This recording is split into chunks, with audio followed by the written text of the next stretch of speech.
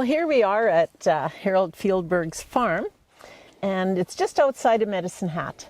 His family has been here in Canada for 7 generations. Yes. 5 generations in Alberta, so he's a long time farmer and rancher here. Now, I'd be really hard-pressed to summarize all of his accomplishments. Like, he grows crops organically, he's developed some natural health remedies, he's got some biological agricultural products. In fact, he's got patents for his products and his inventions, you know, they're for that as well. So, but what we're here is to hear one of your stories. Mm-hmm. And you have lots of them, but And some are true. And some are true. There's that one about the big bad wolf that you tell us. Actually, it's not just a story, it's a series of stories. Correct. And you know, it just seems like as a family, you kind of have your very own fairy tale.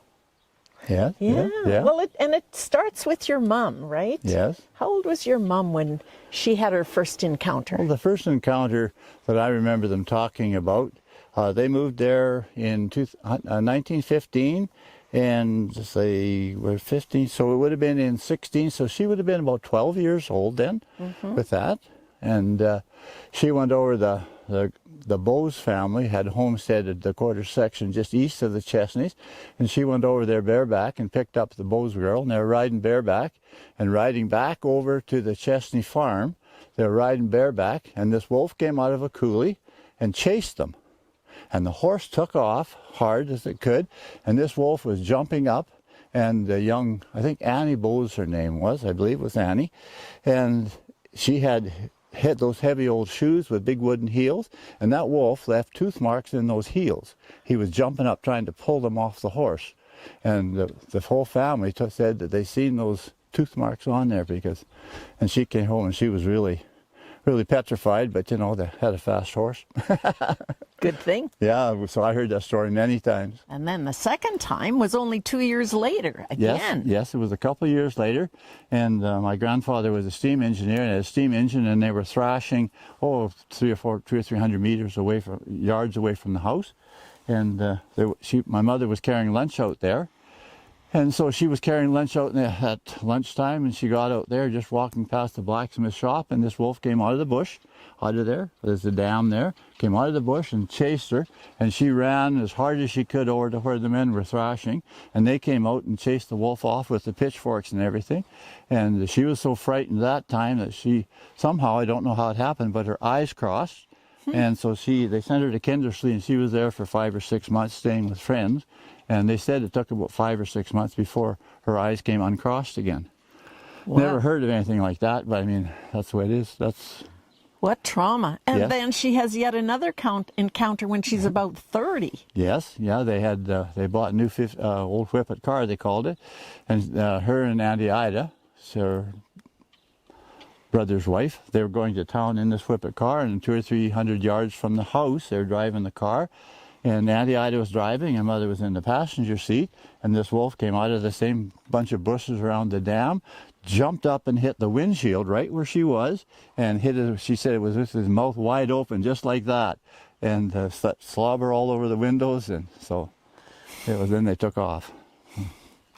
Wow. Then there was a whole span when you didn't have any wolf appearances, and then you were a husband and a father, and you were on your own. You even had a hired man, and yes, he saw it. He did. It was Lauren Bruner was there. It was in about 1964, and he was swathing the piece of land that was just south of there, and he was on the swather, and he came in at lunchtime, and he said, "I seen the biggest wolf I ever seen." So he grabbed it, put the 303 on it, and went out afterwards, and came in at supper time, and he said, "I saw that wolf," he said, "and I got a really good shot at it, but I missed." But he said, "It took off in the summer fall field, and I measured the tracks, and they were 21 feet from the front of one foot to the front of the other." So then Tish and I went up there because they'd been at the dam, so we went up there, and around the dam we seen the tracks that he had made.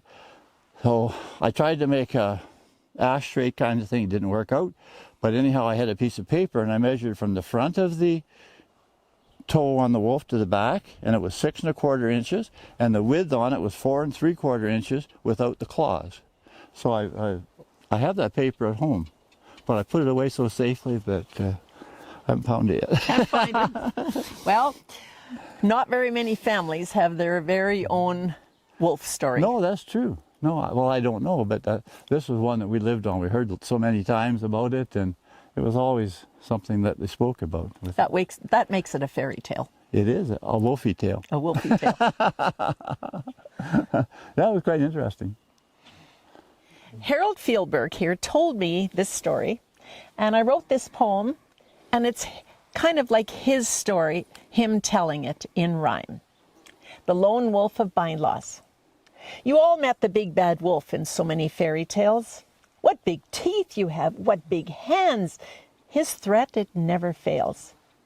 Our family has a legend wolf. Mum saw him several times. Though menacing, he was not harmed. He carried out many crimes. At the first time when Mum and Annie were riding horse bareback, the two of them were only 12 years old. The wolf made his attack. He sprang, left his mark on the heel of Annie's shoe. It's lucky they raced towards the house. They screamed. The wolf withdrew. It was only 2 years later the wolf chased Mum again. When taking lunch out to the field where her dad was threshing grain, she rushed towards the threshing crew 200 yards away. The men with shouts and pitchforks are the ones who saved that day. The fright for Mum was so severe it caused her eyes to cross. To Kindersley she had to go to aid her trauma loss. Her whole life she'd been haunted by that phantom fear. I recall her backward steps at night in case there's one at her rear. Then, when she's nearly 30, she has yet another scare. She's safe inside their whippet car. Her aunt is also there when out of the ditch this lone wolf charged. He tried to get at them. So glad the window glass was closed, he whacked it that AM. Since Mother's last encounter with the wolf 30 years ago, this time it's Lorne, our hired hand, who's been revving up his fears. He spied a wolf. He was on a swather, open cab. To go back for lunch, too scared, unless the gun he'd grab. He forgot to pull the rag out from the barrel that keeps out dirt. The wolf appeared. Lorne took a shot, but the wolf was never hurt. The rag, it flurried out the barrel in clouds of smithereen. How can you hit a target when the wolf cannot be seen? Could a wolf be that gigantic? Was Lorne telling us another tale? We measured. Every stride was 23 feet when we followed on his trail. Beside the dam, his footprint, it was long and it was wide. Was this like the legend wolf of which my mum was terrified?